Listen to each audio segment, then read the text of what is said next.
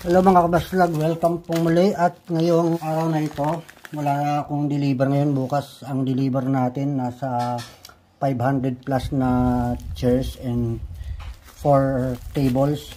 Pero habang wala tayong ginagawa, kailangan nating mag-repair. So mapapansin niyo itong ating upuan, sira na yung ilalim, yung pinaka-stand niya.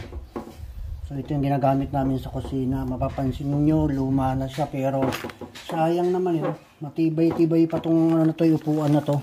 So gagawin natin, nalagyan natin to ng stainless connector. Na meron siyang stainless steel connector na binili ko sa TikTok. Nasa 100 plus lang ito. Marami na rin ito.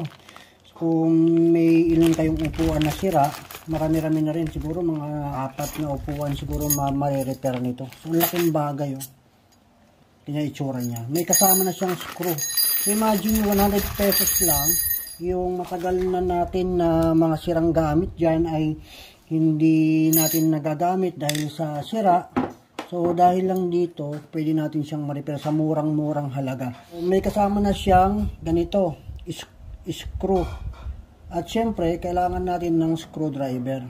Kung meron kayong barena na pwedeng lagyan ng bala ng screwdriver na maiksi, mas maganda, mas mabilis. So ito, gawin natin, screw lang ang gamitin natin. Yan, pag ganito lang ang lagay niyan, saka i-screwin dito.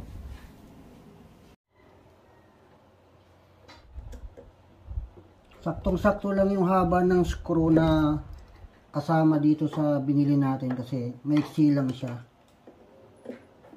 So madaling ibaon kasi maiksi lang.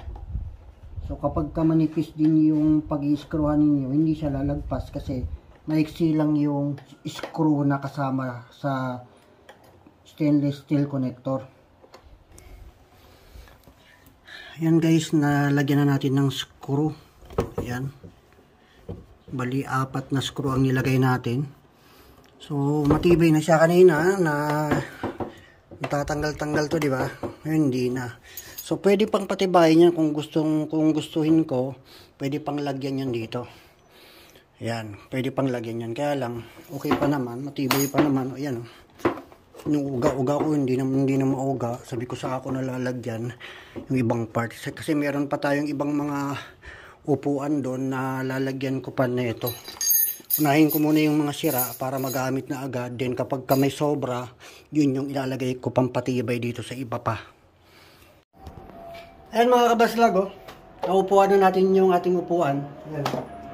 Diba matibay? Kanina sira. Ngayon okay na.